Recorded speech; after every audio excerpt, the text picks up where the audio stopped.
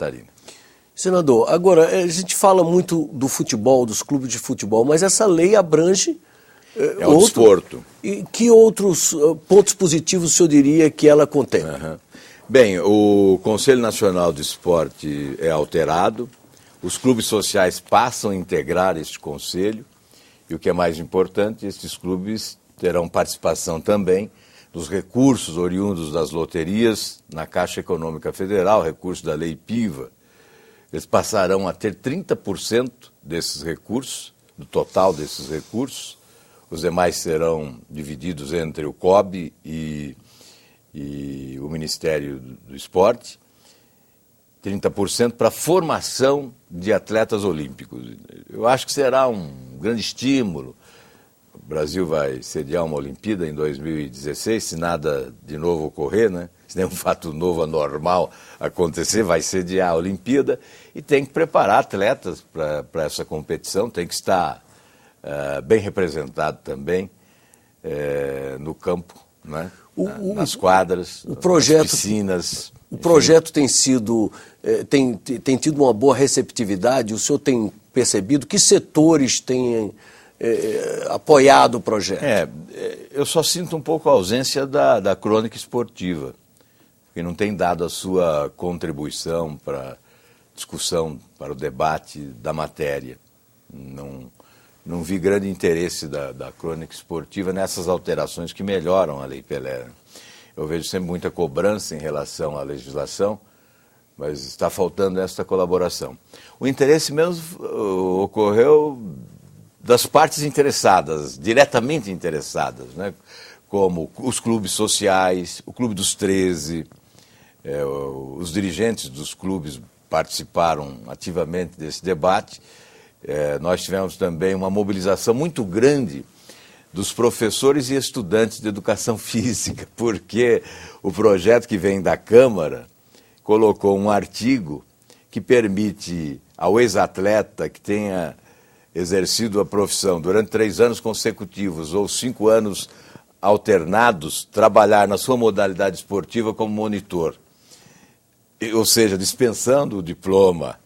E os profissionais de educação física, é claro, se mobilizaram contra, e este é um ponto que nós vamos suprimir no projeto. Eu havia formulado uma emenda de redação para não retornar à Câmara, mas como há a possibilidade agora do retorno à Câmara, eu vou alterar para uma emenda supressiva, eliminando esse artigo. E quando é que o senhor vai apresentar o seu relatório? Na quarta-feira nós já vamos apresentar o relatório e certamente vamos deliberar. São 4 comissões conjuntamente, não é, deliberarão sobre a matéria. E eu sou relator das 4 comissões para terminativamente encerrar o assunto no Senado. Com as alterações, o projeto voltará à Câmara e a Câmara terá que agir rapidamente. Isso, só acredito que a Câmara rapidamente... Tem que fazer isso antes da Copa do Mundo, se possível, para ter uma legislação nova já vigorando. Imagine se o Dunga tivesse convocado atletas jovens como o Neymar, para dar um exemplo, né? E a valorização que um craque com esse talento teria durante a competição. E com a legislação atual, certamente o clube sofreria prejuízos. Eu não sei qual foi a multa rescisória estabelecida pelo Santos nesse caso, né? Mas de qualquer maneira, nós temos que ter uma legislação rapidamente, não só por isso, mas também em relação à formação de atletas de modo geral, e inclusive os atletas olímpicos, né? Que os clubes sociais agora terão esse estímulo para a formação desses atletas. Mas falar na seleção, o que o senhor achou dos nomes convocados pelo Dunga? Tem que se respeitar a personalidade do Dunga, até porque todos nós somos pseudo-treinadores de futebol, achamos que entendemos mais do que o próprio treinador, né? Isso é uma característica nossa.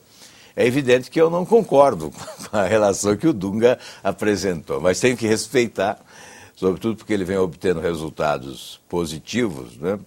Mas acho que, com toda sinceridade, ele está correndo um sério risco. Ele deveria caminhar na mesma direção da população brasileira que desejava determinadas convocações imprescindíveis para dar qualidade técnica, beleza a essa arte que é o futebol, né? Certamente alguns jogadores são imprescindíveis, como espetáculo inclusive, né? Eles devem estar presentes. A Copa do Mundo é um espetáculo. Eles não podem ser excluídos do espetáculo artistas como Ronaldinho Gaúcho, como Neymar, como Ganso. E o Dunga levou tanto azar que depois do anúncio da convocação, o Ronaldinho deu um show lá na Itália, num jogo fazendo 2 gols e apresentando um espetáculo de arte. O Ganso, em 2 exibições que eu assisti aqui, contra o Grêmio, né? Um em Porto Alegre e outro em Santos, foi um jogador notável, né? Exatamente com a característica necessária e tão rara no futebol, que é aquele meia armador das assistências fenomenais, né? E das enfiadas, né, como se diz no linguajar esportivo, né? Das enfiadas que coloca o atacante na boca do gol. Isso falta na seleção. Nem o Kaká tem essa característica, que é o nosso maior talento, né? Então, o Ganso tem essa característica, como tem, é claro, sem o mesmo brilho, o Douglas, que hoje está lá jogando no Grêmio, que já jogou no Corinthians, no São Caetano. São jogadores raros, né? E o Dunga não olhou para isso. Eu acho que ele corre. O senhor acha que a gente... Se o Brasil for campeão, ótimo, ele será aplaudido, ele tinha razão e etc. Mas se tiver dificuldade, certamente ele será criticado e muito criticado. O senhor acha que a gente não chega na África do Sul como favoritos? A seleção brasileira não é só a mais querida, né? Houve uma pesquisa recente agora, que a seleção brasileira, com 28%, é a mais querida seleção de todo o mundo, muito à frente da segunda, que é a Espanha. E a Argentina, a menos querida. Não é só dos brasileiros, portanto, né, que a Argentina é menos querida. É mundial a pesquisa. E o Brasil, além de ser certamente a mais querida, a pesquisa confere isso, eu não tenho dúvida que é a seleção favorita. Até pelo desempenho recente, no ranking das seleções do mundo e nas competições vitoriosas de que participou recentemente, chega sim a África do Sul como seleção favorita.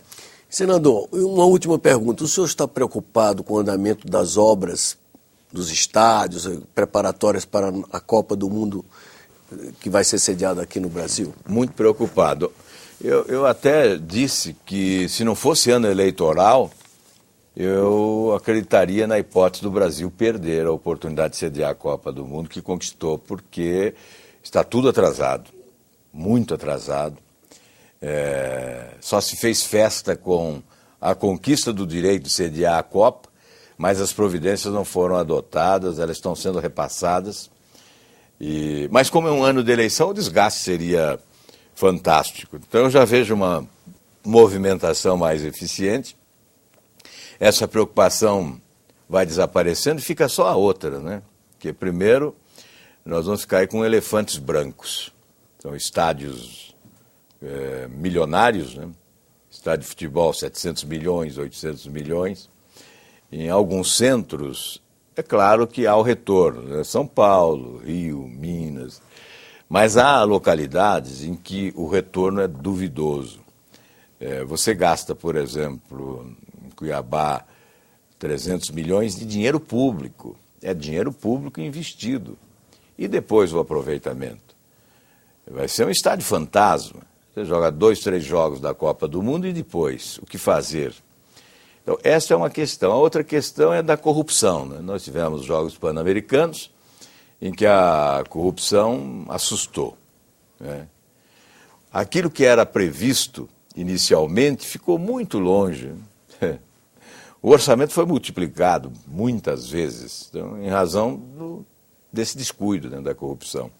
Agora mesmo chega ao Senado medida provisória que altera normas de licitação pública em função das obras nos aeroportos. Por que as obras foram paralisadas? Porque havia sobrepreço, superfaturamento, corrupção. E agora nós vamos facilitar a corrupção alterando a lei? exatamente na área em que a corrupção foi flagrada, né? Foi denunciada e o governo foi obrigado a paralisar as obras. Então agora chega uma medida provisória para flexibilizar licitações a pretexto de que temos que ter celeridade em função da Copa do Mundo. Mas vão esbanjar dinheiro, vão jogar o dinheiro do povo fora. Acho que isso exige cuidado. Senador, muito obrigado pela entrevista. Eu conversei com o senador Álvaro Dias e o assunto da nossa conversa foram as modificações da Lei Pelé, a seleção do Dunga e as obras de preparação para a Copa que o Brasil sediará. Os telespectadores que quiserem encaminhar sugestões, comentários ou críticas podem fazê-lo acessando o nosso portal www.senado.gov.br/TV. Até um próximo Cidadania.